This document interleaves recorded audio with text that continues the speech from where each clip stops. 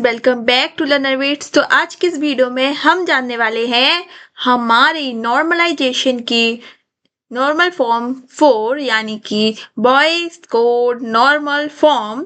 तो यहाँ तक तो हमने जो पहले पढ़ी थी यानी थर्ड नॉर्मल फॉर्म, उसके तो नाम में ही सेम था कि first normal form, second normal form and third normal form.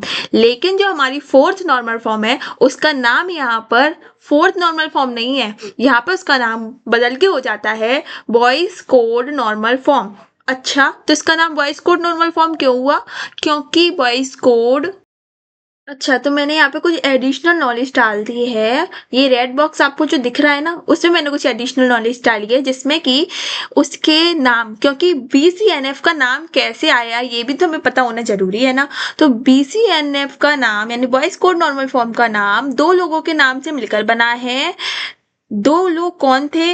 एक थे ये एडगर एफ कोड, जो कि रिलेशनल डाटाबेस या DBMS के फादर कहे जाते हैं, और इन्हें रिलेशनल डाटाबेस का जनक कहा जाता है, जिन्होंने 1970 में अपना सेमिनल पेपर पब्लिश किया था। रेमंड एफ बॉयस ये हमारे दूसरे पर्सन थे जो कि डाटाबेस के रिसर्चर थे और कोड के कोलैबोरेटर थे, जिन्होंने मिलकर एक नया नॉर्मल फॉर्म डिजाइन किया।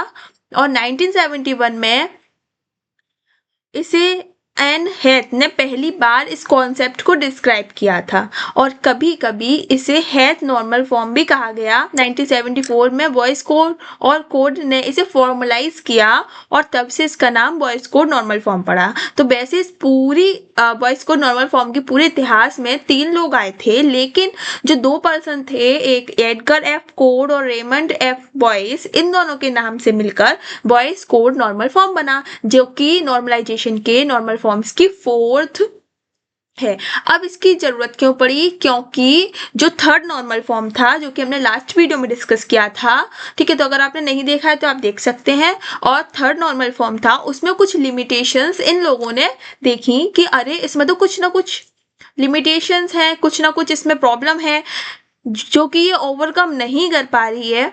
तो इसलिए इसे एक अपडेटेड वर्जन के रूप में बॉयज कोड नॉर्मल फॉर्म को लाया गया, जो कि 3NF का स्ट्रॉन्गर और अपडेटेड वर्जन है। तो it is the advanced form of normalisation in DBMS। DBMS में एक और क्या है? एडवांस्ड फॉर्म है, ठीक है। ये स्ट्रॉन्गर है हमारे 3NF से, और इसे रिमूव इसके जरिए या इसके हेल्प से हम रिमूव कर सकते हैं रिडंडेंसी को और एनोमलीज को डाटाबेस में से, ठीक है। तो हमारे नॉर्मलाइजेशन का पूरा मोटिव ही ये है कि हम अपने डाटाबेस को सिक्योर और एकदम एनोमलीज वगैरह कुछ हो ना, और रिडंडेंसी नहीं हो, डाटा हम तक करेक्ट आए, कंसिस्टेंट आए, ये चाहते हैं। यही मोटिव है हमारे नॉर्मलाइजेशन के। तो अलग अलग प्रोसेस है, वो सारी अलग अलग प्रोसेस अपना अलग अलग काम करती हैं और एक डाटाबेस को एकदम अच्छा बना देती है, ठीक है।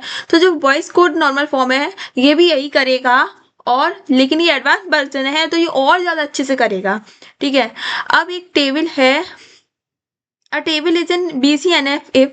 अब हर एक टेबल को हमने पढ़ा था कि वो कब कौन सी नॉर्मल फॉर्म में होती है, तो BCNF की भी देखेंगे कि कोई टेबल BCNF में जब मानी जाती है जब उसकी हर एक फंक्शनल डिपेंडेंसी की लेफ्ट साइड में सुपर की हो। अच्छा, तो फंक्शनल डिपेंडेंसी क्या है? हमने बताया था कि जब कोई एक एलिमेंट दूसरे एलिमेंट पर जब कोई एट्रीब्यूट दूसरे एट्रीब्यूट पर डिपेंड करता है, तो इसे एक एरो के साइड से मैं दिखा देती हूँ, दिखाया जाता है कुछ इस तरीके से, है ना। तो जब ये जो लेफ्ट साइड वाला है यानी जो A है, वो यहाँ पर क्या होना चाहिए? सुपर की होना चाहिए। अब की का कॉन्सेप्ट नहीं पता हो तो आप पहले वीडियो देखो की वाली, ठीक है, लेकिन मैं यहाँ थोड़ा थोड़ा आपको सब बताती रहूंगी। तो यही इसकी बस एक रूल है, जब कोई टेबल को BCNF देखना हो तो आप चेक कर लो कि जो उसकी फंक्शनल डिपेंडेंसी है उसका जो लेफ्ट साइड वाला है वो सुपर की है या नहीं, है ना। तो why do we need BCNF? वही मैंने अभी बताया आपको कि BCNF की जरूरत क्यों पड़ी, है ना। कुछ ना कुछ प्रॉब्लम थी, अब वो कौन सी प्रॉब्लम थी वो देखते हैं। 3NF की कुछ प्रॉब्लम को ओवरकम करने के लिए BCNF आया। तो every after converting a table into 3NF some problem में स्टिल एग्जिस्ट, ठीक है। तो 3NF के बाद में भी टेबल को 3NF में कन्वर्ट करने के बाद कुछ प्रॉब्लम बची हुई थी, तो उनको ओवरकम करने के लिए BCNF आया। ठीक, अब वो टेबल व्हेन मतलब कुछ क्या थी वो problems. A table has more than one candidate की, एक टेबल के पास एक से ज्यादा कैंडिडेट की थी। अब कैंडिडेट की क्या होती है? कैंडिडेट की मतलब एक ऐसी की जो की इसे मिनिमल सुपर की भी कहा जाता है, और यहाँ पर ये हर एक रॉ को यूनिकली आइडेंटिफाई कराती है। बस ये की सारी यूनिकली आइडेंटिफाई ही कराती हैं। तो ये कैसा एट्रीब्यूट होता है कैंडिडेट की। ठीक है, अगर डिटेल में जानना हो तो वीडियो देखनी पड़ेगी, और आप जल्दी वीडियो देख कर आएंगे तब आपको ये समझ में आ जाएगा। डिपेंडेंसी एग्जिस्ट बिटवीन नॉन की एट्रीब्यूट्स। जो डिपेंडेंसी थी, तो पहला तो ये था कि प्रॉब्लम थी कि हर एक टेबल में एक से ज्यादा कैंडिडेट की हो रही थी। ठीक है, और डिपेंडेंसी हो रही थी नॉन की एट्रीब्यूट्स पर, मतलब नॉन की एट्रीब्यूट्स पर डिपेंडेंसी हो रही थी। हम नहीं चाहते कि किसी की भी नॉन की एट्रीब्यूट्स पर डिपेंडेंसी हो, लेकिन यहाँ पर हमारी 3NF में नॉन की एट्रीब्यूट्स के ऊपर डिपेंडेंसी हो रही थी।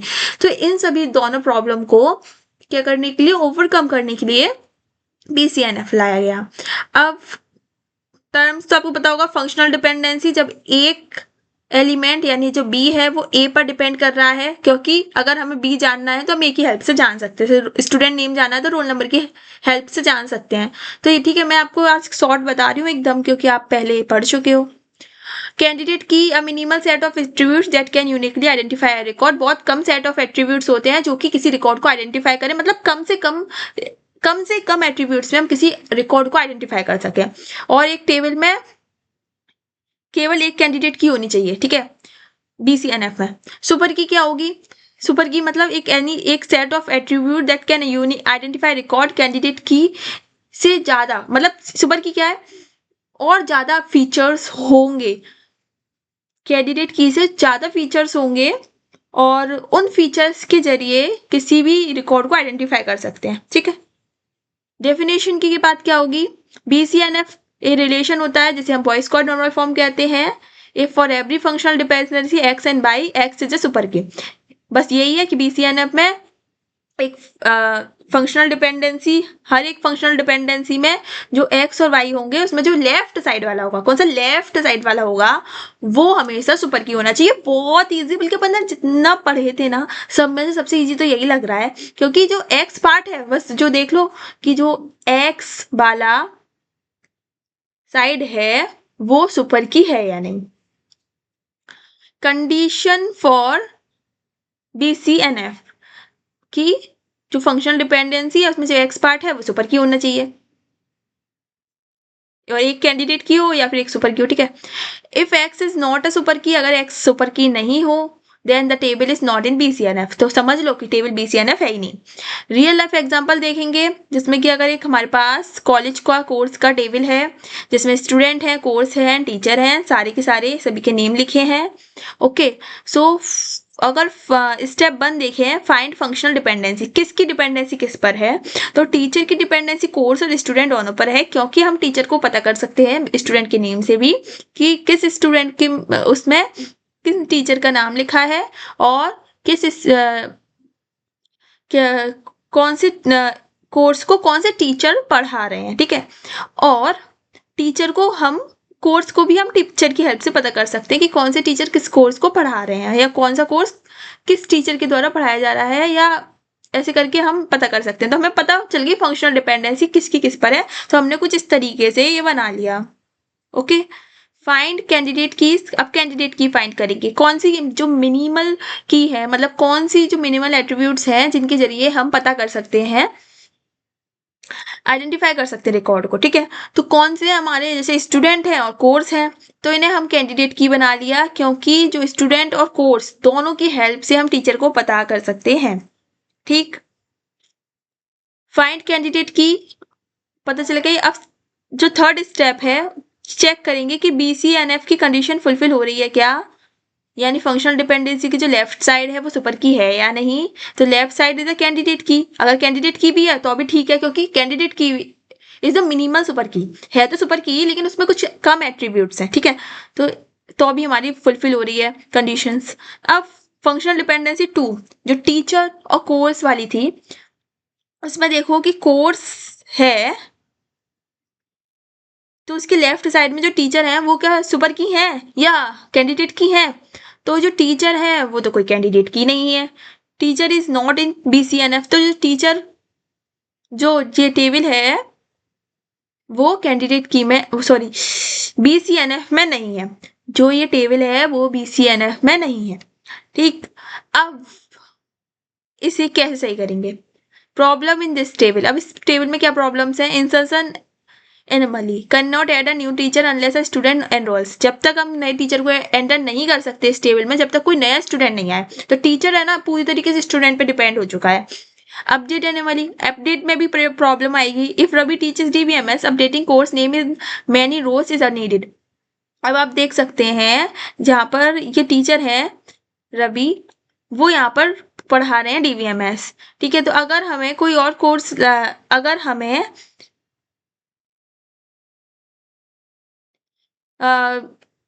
If Ravi teaches DBMS updating course name in many rows. अगर रवि DBMS पढ़ा रहे हैं तो उन्हें हमें बहुत सारे मल्टीपल लाइंस में अपडेट करना पड़ेगा कोर्स का नाम भी। क्यों? क्योंकि देख सकते हो आप कि रवि दो बार हैं इसलिए।